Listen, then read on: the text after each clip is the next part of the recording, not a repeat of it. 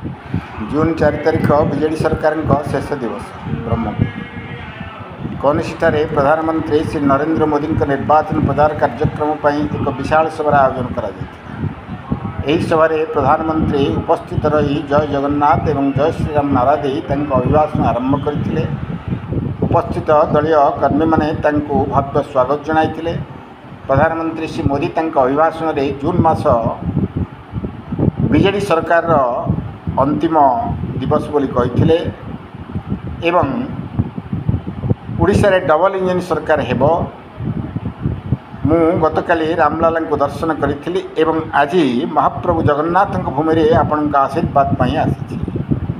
श्री जगन्नाथ चारिधाम मध्यरु मुख्य या भव्य भाव में गढ़ी बोली प्रतिश्रुति देते। आदिवासी संपर्क से कहले जे आदिवासी बजेट को आमे 5 गुण बढ़ाईछु। एससी एसटी एवं ओबीसी व्यक्तिविशेष आज मो मंत्रिमंडल में अधिक मात्रा स्थान पाई। प्रथम करी आमे आदिवासी महिला को आम देशर राष्ट्रपति करिछु जी कि उड़ीसार झील एवं से एबे देशर 140 कोटी लोकों को चलाऊ।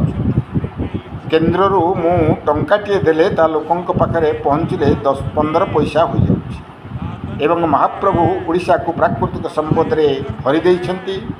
उड़ीसा रे प्रचुर जल उर्वर जमी तले खनिज भंडार अच्छी किंतु कांग्रेस एवं बीजेडी सरकार रे नेता माने या को लूट करी नहीं जाइछन्ति। से तंक प्रचार रे कहिथिले जे जदि थरुटे सुजोग देले समस्त समस्या गुड़िक युद्धकालीन भितरे समाप्ति होइजिवो एवं आमे उड़ीसा को 1 नंबर करी गढ़ी तोड़ी देखई देबो। यही सभारे गंजाम जिलार सांसद प्रार्थी एवं विधायक प्रार्थी और प्रार्थी माने उपस्थित थे।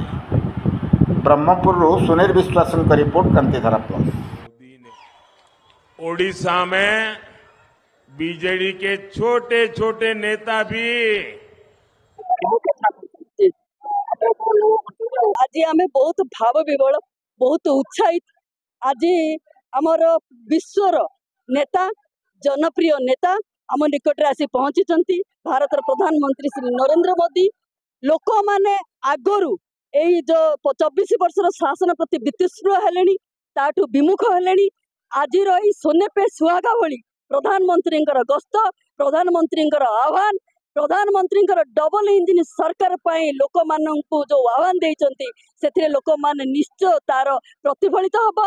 आगामी मे जून 4 तारिख रे जो फलाफल बाहर से जो भाई भाव प्रधानमंत्री कहते भुवनेश्वर रे भारतीय जनता पार्टी जो मुख्यमंत्री शपथ पाठ एवं केंद्र रे 21टी एठारू सीट जीतिकी आमर एमपी माने जिबे प्रधानमंत्री हाथ मुठे को टाण करने। आउ गोटे जिनस भी कहते लोकों निकट में पहुंचापी आम कर्मी मान आह्वान देइचंती जय जगन्नाथ प्रत्येक लोकों निकट एवं आम यही कम निश्चय रही आमर आशा विश्वास भरोसा जे प्रधानमंत्री जन कल्याण योजना गुड़ी लोकों निकट में पहुंचे डबल सरकार पाई लोक माने परिवर्तन मुहा हेले। वर्तमान ओडिशा रे भारतीय जनता पार्टी शासन करिवो एवं केंद्र रे 400 पार होबो। आज प्रधानमंत्री गंजाम गस्त ब्रह्मपुर लोकसभा संसदीय क्षेत्र रे जनसाधारण उद्बोधन समस्त ओडिशावासी को उत्साहित कर सीधा सीधा टर्म रे बीजेडी सरकार को हटाइबा आशीर्वाद भी मागी। डबल इंजिन सरकार पाई आह्वान भी देइचंती। आ ओडिशा रे एक गोटे थर अनुरोध करिसेंती जे ओडिशावासी गोटे थर डबल इंजिन सरकार करंतु ओडिशा को मोदी ग्यारंटी देबे 5 वर्ष रे श्रेष्ठ राज्य हबो ए कथा भी कहिसेंती।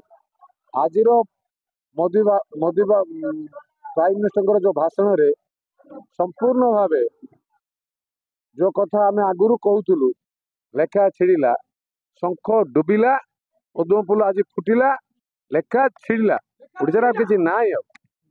ओडिशा रे नुआ ओडिशा गढ़ा हबो ओडिशावासी आगु बढ़ी। गुप्त कथा कहीं कह पदा कौन बस कथा सब कथा पदार कह ଦେଖନ୍ତୁ ଓଡ଼ିଶାବାସୀ ଗଞ୍ଜାମବାସୀ ଆଉ ବ୍ରହ୍ମପୁରବାସୀ ସବୁବେଳେ ମୋଦିଙ୍କ ପାଇଁ ପୁରା ମାନେ ଆଗଧାଡ଼ିରେ ଅଛନ୍ତି ସବୁ କାର୍ଯ୍ୟକ୍ରମରେ। ସେ ଶ୍ରୀରାମ ମନ୍ଦିର ଅକ୍ଷତ ବାଣ୍ଟିଆ ହଉ କି ନହେଲେ କୋଭିଡରେ ମାନେ ଲୋକଙ୍କୁ ସାହାଯ୍ୟ କରା ହଉ।